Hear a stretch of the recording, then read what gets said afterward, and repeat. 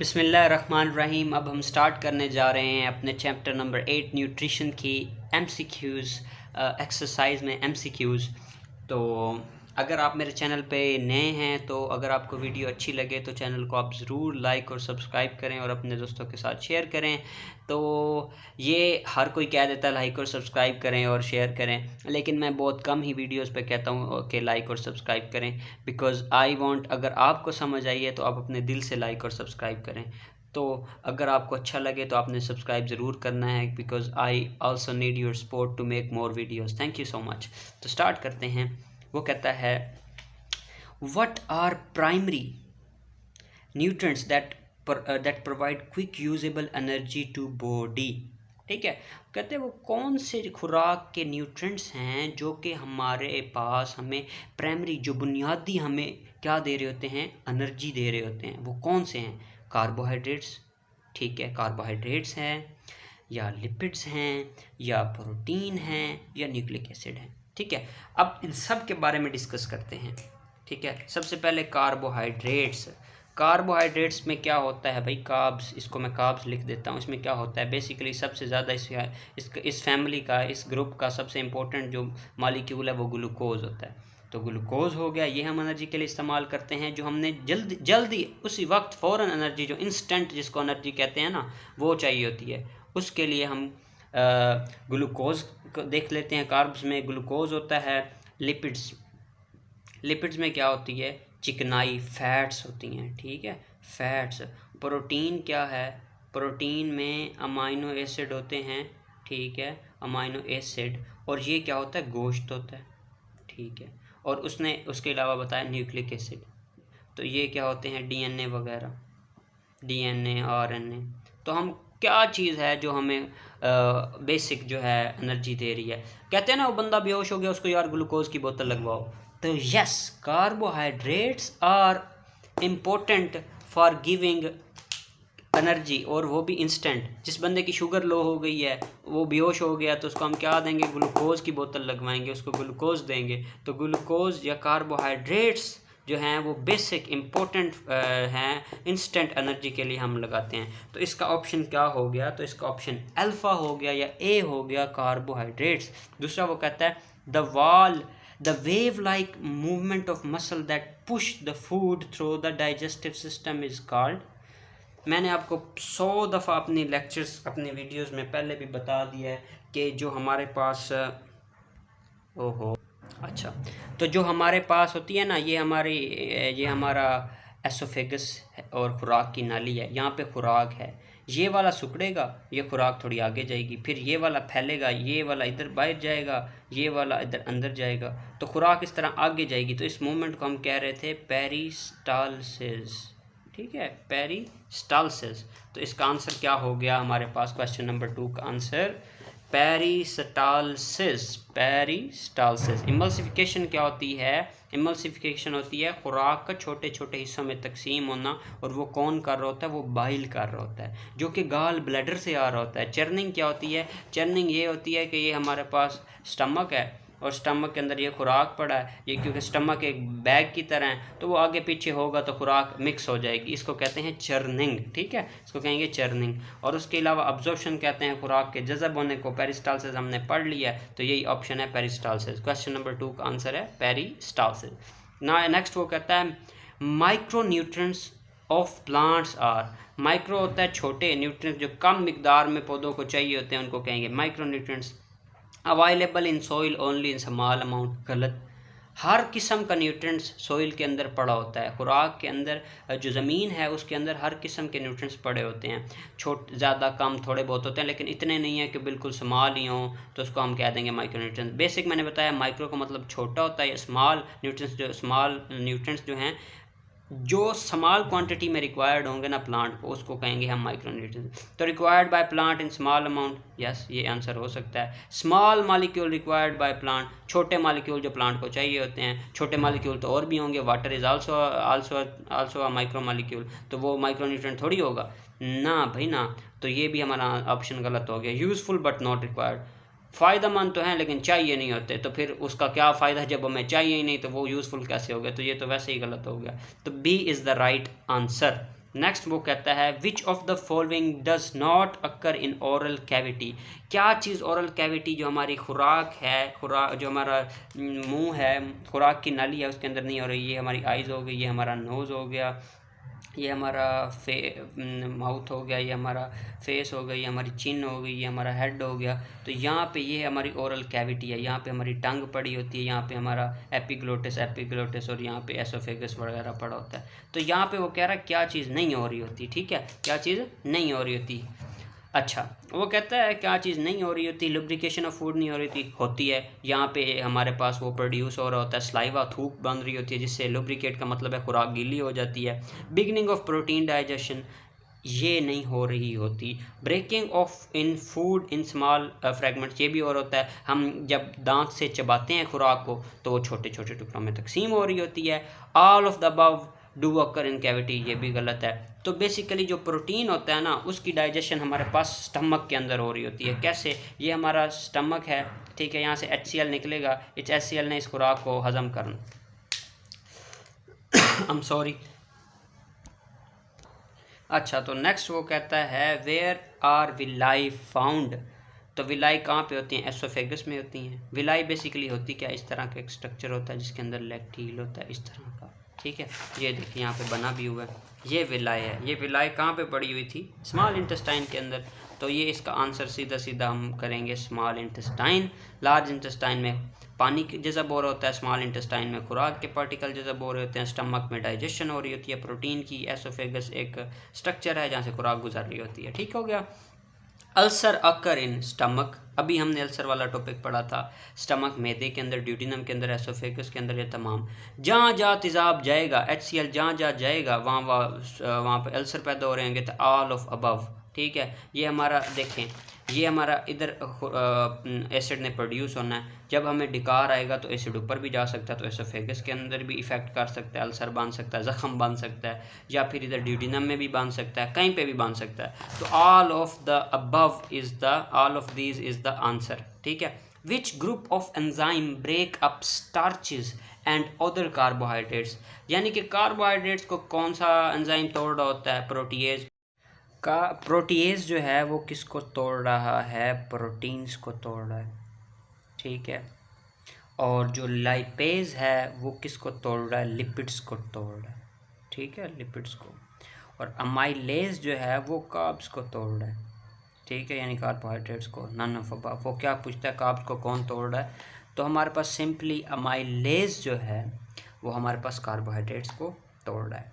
वो कहता है pancreas produce digestive enzyme and release them into colon, liver, gallbladder और duodenum। किसके अंदर ये स्क्रीट कर रहा है, बेसिक। आपको अब मैं एक चीज़ बताता हूँ, वेरी वेरी बेसिक, इधर 1 मिनट में समझाता हूँ। ये ना आपको पहले भी मैं समझा चुका हूँ। ये है हमारा लिवर, ठीक है, उसके साथ एक गाल ब्लैडर पड़ा हुआ है। लिवर जो भी बना रहा है ना उसको हम कहेंगे ये बेसिकली बना रहा है बाइल, ठीक है। ये बाइल सारा बना रहा है लिवर, ठीक है, और इस बाइल को इधर बाइल डक्ट के ज़रिए इधर बेसिकली गाल ब्लैडर में डाल रहा है। गाल ब्लैडर में क्या होता है, बाइल होता है, ठीक है। और ये बाइल जो है ये जाके आगे ओपन होता है, वो भी मैं आपको बताता हूँ। ये आ गया हमारा जनाब स्टमक, लिवर की इस तरह साइड पे पड़ा होता है, ठीक है। लिवर के कहाँ पे पड़ा होता है, साइड में पड़ा होता है। अच्छा, और स्टमक के बाद सी शेप एक नाली होती है, स्टमक के फ़ौरन बाद उसके अंदर इधर एक चीज़ पड़ी होती है, इसको कहते हैं पित्ता। पित्ता नहीं कहते, इसको कहते हैं लबलबा। पित्ता बाइल गाल ब्लैडर को कहते हैं। ये क्या है, गाल ब्लैडर, ठीक है। और ये है हमारा पेंक्रियाज।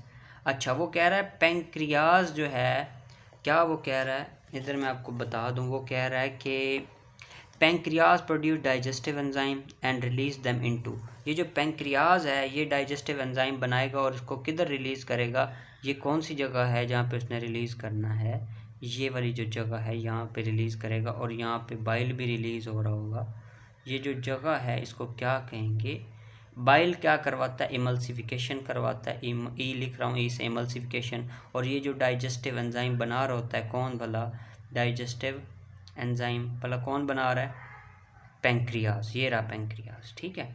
ये कहाँ पे रिलीज़ कर रहा है, तो आपको पता है यहाँ पे रिलीज़ कर रहा है। तो ये वाला हिस्सा जो है स्मॉल इंटेस्टाइन का, इसको हम क्या कहेंगे, इसको हम कहेंगे ड्यूडेनम। तो कहाँ पे रिलीज़ कर रहा है, ड्यूडेनम के अंदर। अब आपने ये चीज़ें नहीं भूलनी, ये मैंने आपको पूरा स्ट्रक्चर बना के दे दिया। लिवर जो है, जिगर जो है, वो बाइल बनाएगा, गाल ब्लैडर में इसको स्टोर करेगा और फिर वहाँ से खारिज कर देगा उसको इधर इसके अंदर। जो यहाँ पे खुराक पड़ी होगी वो उसके ऊपर जब बाइल एक्ट करेगा तो इमल्सिफिकेशन हो जाएगी, और जो पैंक्रियाज यहाँ से बनाएगा डाइजेस्टिव एंजाइम, वो भी इस खुराक के ऊपर अमल करेंगे और खुराक हज़म हो जाएगी। तो ये जो बाइल जो डाइजेस्टिव एंजाइम है ये कहाँ पे आ रहे हैं, ये आ रहे हैं ड्यूडेनम के अंदर। ठीक है, इतनी आपको समझ आ गई। तो मैं आपको इधर से दिखा भी देता हूँ। वो कह रहा है कि पैंक्रियाज प्रोड्यूस करता है डाइजेस्टिव एंजाइम्स को and release them into colon. नहीं, कोलोन में नहीं, लिवर तो भाई यहाँ पे पड़ा है, पैंक्रियाज यहाँ पे पड़ा है, तो लिवर और इसका कोई चक्कर ही नहीं है।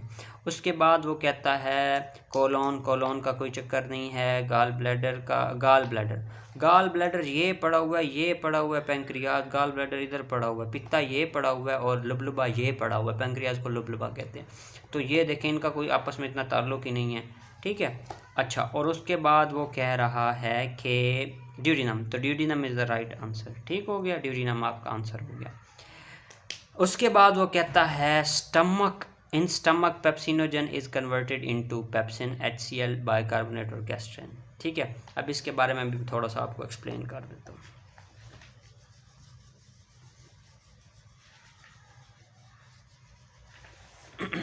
इसके बारे में मैं आपको एक्सप्लेन कर देता हूँ।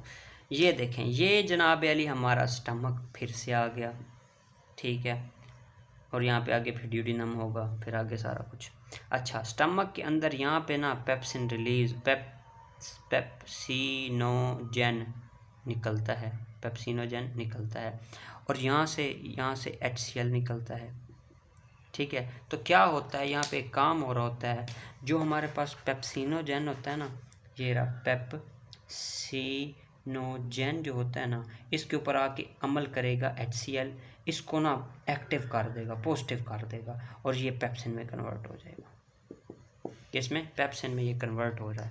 तो HCl जो निकला मैदे में से, पेप्सिनोजन भी मैदे से निकला था, उसने एक्ट किया, उसने अमल किया पेप्सिनोजन पे और इसको क्या बना दिया, पेप्सिन बना दिया। ये पेप्सिन क्या करेगा, जो प्रोटीन होगा ना, प्रोटीन जो मैदे के अंदर गोश्त हम खाएंगे, गोश्त में प्रोटीन होता है, उसके ऊपर ये अमल करेगा पेप्सिन, और उसको तोड़ फोड़ के छोटे छोटे टुकड़ों में कन्वर्ट कर देगा, तब्दील कर देगा। तो ये ओवरऑल इसका सारा मैकेनिज़्म मैंने आपको बता दिया। तो क्या आंसर होगा, वो कहता है जो हमारे पास स्टमक में पेप्सिनोजन होता है वो किसके अंदर कन्वर्ट होता है, पेप्सिन के अंदर कन्वर्ट होता है, और कौन कर रहा होता है, HCl उसको कन्वर्ट कर रहा होता है। ठीक हो गया। नेक्स्ट हम आगे आते हैं। वो कहता है hepatic portal vein carries blood from dash to dash, small intestine to liver, small intestine to. पहले तो बात है जहाँ पे भी लफ्ज़ इस्तेमाल होगा ना, हेपेटिक ये क्या है, इसका मतलब है लिवर। जो चीज़ लिवर से होती है ना, जो चीज़ लिवर से रिलेटेड होती है ना, उसको हम कहेंगे हेपेटिक। तो अब देखो, वो कहता है हेपेटिक पोर्टल वेन। हेपेटिक का मतलब है लिवर तो होगा ही होगा, पोर्टल वेन एक वेन है। अब यहाँ पे लिवर किस किस ऑप्शन में है, पहले देखें। हार्ट और लिवर में हो नहीं सकता, हार्ट तो हम पढ़ नहीं रहे, हम डाइजेस्टिव सिस्टम पढ़ रहे हैं। स्मॉल इंटेस्टाइन और हार्ट, लिवर तो इधर है ही नहीं, तो ये भी ऑप्शन गलत, ये भी ऑप्शन गलत। स्मॉल इंटेस्टाइन और कोलोन, ये इसमें लिवर नहीं है, तो एक ऑप्शन बचा स्मॉल इंटेस्टाइन टू लिवर। ठीक हो गया, ये आंसर है। मैं मज़ीद भी आपको बता देता हूँ। ये है ना हमारी, ये फिर से यार मैं डायग्राम बनाता हूँ तो लेकिन आपको समझ आ जाती है। ये हमारा स्टमक हो गया, ये हमारा ड्यूडेनम हो गया। ठीक है, ड्यूडेनम के बाद यहाँ पे हमारा जूजिनम इस तरह जाता ये इलियम वगैरह, और ये हमारी पूरी स्मॉल इंटेस्टाइन कुछ इस तरह की होती है। ठीक है, तो स्मॉल इंटेस्टाइन से इधर कुछ वेन्स निकल रही होती हैं, और एक वेन बन रही होती है, बड़ी सी खून की नाली, जिसको हम कहते हैं हेपेटिक पोर्टल वेन। ये कहाँ जाके ओपन होती है, यहाँ पे हमारा जिगर पड़ा होता है, तो ये जिगर में चली जाती है। तो जिगर में जो जाएगी स्मॉल इंटेस्टाइन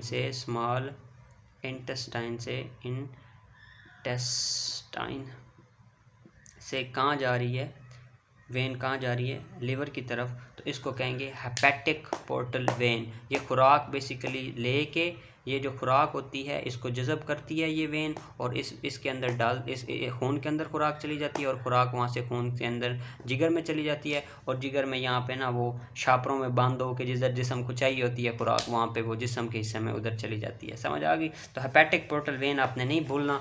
वो कहता है हेपेटिक पोर्टल वेन जो है यहाँ पे आएगा small intestine to hepatic portal vein. ऐसी वेन जो स्मॉल इंटेस्टाइन से जा रही है लिवर की तरफ, उसको हेपेटिक पोर्टल वेन कहते हैं। नेक्स्ट की तरफ आ जाते हैं। वो कहता है which of the following is not a function of liver. Liver का क्या फंक्शन नहीं है? Convert glucose to glycogen, convert glycogen to glucose, manufacture fibrinogen और produce digestive enzyme. Basically digestive enzyme के अंदर बाइल जो बन रहा होता है ना, ये कर रहा होता है इमल्सिफिकेशन।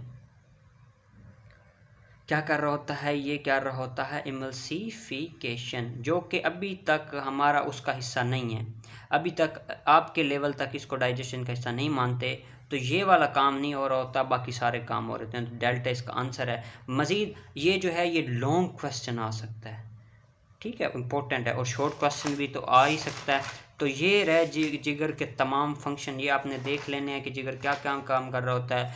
ये देखो अमाइनो एसिड की डीअमाइनेशन कर रहा होता है, अमोनिया को यूरिया में कन्वर्ट कर रहा होता है, आरबीसीज को डिस्ट्रॉय कर रहा होता है, फिब्रिनोजन बना रहा होता है, ग्लूकोज को ग्लाइकोजन में करता है, और ग्लाइकोजन को ग्लूकोज में कन्वर्ट करता है। ठीक है, ये वाली बड़ी कॉम्प्लिकेटेड बातें ये आप सेकेंड ईयर में पढ़ेंगे, मैं अभी आपको बता दूँ, लेकिन आपको इतने बस आप ये फंक्शन याद कर लें। ये पूरे फंक्शन आपने याद कर लेने हैं, 1 2 3 4 5 6 7 8 फंक्शन आपने याद कर लेने हैं। ये लॉन्ग क्वेश्चन आ सकता है, ठीक है, तो ये भी मैंने आपको बता दिया। नेक्स्ट मूव करते हैं जी, द डिजीज़ ऑफ इसको क्वाशीकोर कर पढ़ते हैं, मरासमस। मैं तो जब 9th में था मैं क्वाशीकोर पढ़ता था, लेकिन ये वाशियोखोर है, के इसका साइलेंट है, ये वाशियोखोर डिजीज़ है, लेकिन इसको क्वाशीकोर भी पढ़ते हैं। अभी भी बड़े बड़े आदमी, बड़े बड़े टीचर्स भी क्वाशीकोर इसको कह रहे होते हैं। तो आपने घबराना नहीं है, आपको जो दिल में आए आपने वो पढ़ना है, वाशियोखोर, ठीक है। और मरासमस ये किस चीज़ की है? मिनरल डेफिशिएंसी की वजह से होती है, ओवर इनटेक ऑफ न्यूट्रिएंट्स की वजह से होती है, प्रोटीन एनर्जी माल न्यूट्रिशन की वजह से होती है, या अल्सर की वजह से होती है। अल्सर कहते हैं मैदे के ज़ख्म को, तो उसकी वजह से ये बीमारी तो नहीं होगी marasmus. Over intake of nutrients, बहुत ज़्यादा खाना खाने की वजह से ये बीमारी तो नहीं होती, ये बीमारी है। खाना चलो हमने ज़्यादा खाया, लेकिन इसमें प्रोटीन कम होता है। एक बंदा गोश्त खाई जा रहा है, उसमें प्रोटीन ही प्रोटीन है, उसको ये तो नहीं हो सकता मरासमस या वाशियोखोर जो भी है। और मिनरल डेफिशिएंसी जो है इसकी वजह से तो नहीं होता। बेस्ट ऑप्शन सी है, क्योंकि हमने पढ़ा था कि जो देखें ना, इधर मैं आपको पढ़ा दिखाता हूँ, किधर हो, आगे है, गुम गए हो, अजीब है यार। ये देखें, इस बंदे के पास बिल्कुल गोश्त है ही नहीं, तो इसको क्या है? इसको वाशियोखोर है, इसको क्या है? मरासमस है। इसके अंदर क्या है? फैट नहीं है, ठीक है, मसल स्ट्रेंथ कम हो गई है इसके अंदर। तो ये दो बीमारियां भी आपने पढ़ लेनी है, शॉर्ट में आ जाती हैं, इसको भी देख लेना है, ठीक है। डेफिशिएंसी ऑफ प्रोटीन की वजह से हो रही होती है, ये इसने इधर प्रॉपर लिखा हुआ है, प्रोटीन डेफिशिएंसी, ठीक है। तो ये हमारा आंसर हो गया। इसके बाद हम कहते हैं which food group is our body's best source of energy. कौन सा फूड है जो हमारा बेस्ट सोर्स ऑफ एनर्जी है? पहला MCQs भी हमने डिस्कस किया था, जिसमें मैंने आपको ग्लूकोज के बारे में बताया। तो ये वही बात है कि हमारे पास जो पहला और बेस्ट सोर्स है वो ग्लूकोज है या कार्बोहाइड्रेट्स है। मीट क्या है? प्रोटीन है। बहुत दफ़ा मैंने बता दिया, गोश्त में प्रोटीन है। फैट एंड लिपिड्स, ये चर्बी है जनाब, चर्बी, फैट, लिपिड एक चीज़ है। ये क्या है? ब्रेड और सीरियल्स, ठीक है। ये क्या है? ये कार्बोहाइड्रेट्स हैं, ठीक है, ये कार्बोहाइड्रेट्स हैं। और ये मिल्क और चीज़ क्या है? ये भी लिपिड्स हैं, ये भी चिकनाई है, ये चर्बी की तरह चिकनाई, ठीक हो गया, लिपिड्स में आता है। तो बेस्ट ऑप्शन हमारा सी हो गया, जिसमें हमने, तो मैं आपको बता रहा था हमारा बेस्ट ऑप्शन जो है वो हमारे पास सी हो गया, जिसमें हमने रोटी खानी है। ये जो दो चीज़ें हैं ब्रेड वगैरह, ये हमारे पास कार्बोहाइड्रेट, ये हमें सबसे ज़्यादा एनर्जी प्रोवाइड करती हैं। क्वेश्चन नंबर 14, MCQs नंबर 14 की तरफ आते हैं। What may be the reason that children need more calcium and iron. क्या रीज़न हो सकती है कि बच्चों को ज़्यादा कैल्शियम और ज़्यादा आयरन चाहिए होता है? देखें, ये हमारा एक रेड ब्लड सेल RBC है, ये हमारा एक रेड ब्लड सेल है। इसके अंदर यहाँ पे ना आयरन पड़ा होता है, ठीक है, आयरन। तो आयरन किसके अंदर होता है? खून के अंदर होता है। और हड्डियाँ हमारी जो ये एक मैं आपको बोन बना के यहाँ पे दिखाता हूँ, ये हमारी एक बोन है बेसिकली, ये हमारी जो शोल्डर की बोन होती है ना, जो हमारे कंधे की तरफ होती है, यहाँ पे हमारे डोले होते हैं, ठीक है। तो ये वो वाली हड्डी मैंने बनाई है। तो ये जो बोन है ना, ये कैल्शियम से मिलके बनी होती है, कैल्शियम फॉस्फेट, ठीक है, इससे हमारी हड्डियां बनी होती हैं। तो बच्चों की हड्डियां ज़्यादा बन रही होती हैं, बच्चों को खून की कमी हो जाती है क्योंकि वो बढ़ रहे होते हैं, उनका जिस्म बढ़ रहा होता है। तो बच्चों को आयरन चाहिए होता है खून बनाने में, और हड्डियां बनाने के लिए कैल्शियम चाहिए होता है। तो देखते हैं कौन सा ऑप्शन अब इसका बेस्ट आता है, ठीक है। पहले तो बात वो कर रहा है both calcium and iron for bones, कि कैल्शियम और आयरन दोनों हड्डियों के लिए चाहिए। नहीं भाई, गलत हो गया। Both calcium and iron for blood, दोनों कैल्शियम और आयरन हमें ब्लड के लिए चाहिए होते हैं। गलत, ना दोनों ब्लड के लिए चाहिए होते हैं, ना दोनों बोन के लिए चाहिए होती हैं। कैल्शियम हड्डियों के लिए और बोन्स के लिए, कैल्शियम हड्डियों के लिए और खून यानी ब्लड के लिए हमें आयरन चाहिए होता है। कैल्शियम फॉर ब्लड गलत हो गया, ये तो हड्डियों के लिए चाहिए होता है। Calcium for bones and iron for blood, this is the right answer. आप जब दूध पीते हैं ना, दूध, उसके अंदर कैल्शियम होता है। तो दूध जो बच्चों को पिलाते हैं उसके अंदर कैल्शियम होता है, तो उनकी हड्डियां मजबूत होती हैं। और आयरन जो है, पालक के अंदर आयरन होता है, ठीक है। सब्जियों के अंदर पालक होता है, अनार के अंदर होता है, अनार के अंदर आयरन होता है, पालक के अंदर आयरन होता है। तो इस तरह की चीज़ें भी बच्चों को अक्सर खिलाते हैं।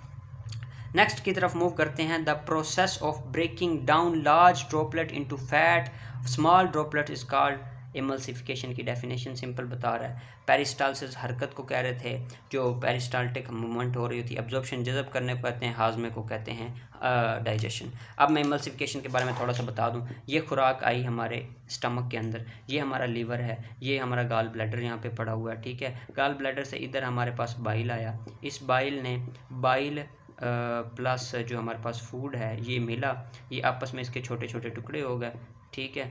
और इसके ऊपर ये बाइल लग गया, ठीक है। इस सारे फूड को इसने कवर कर लिया बाइल ने, ठीक है। तो इसको हम कहते हैं इमल्सिफिकेशन, ठीक है। तो ये हमारा चैप्टर के एमसीक्यूज़ कंप्लीट हो गए। मिलते हैं नेक्स्ट वीडियो में, एमसीक्यूज़ वगैरह करते हैं। वीडियो अच्छी लगी तो लाइक सब्सक्राइब और शेयर ज़रूर कीजिएगा, अपने फ्रेंड्स के साथ शेयर कीजिएगा। Thank you so much.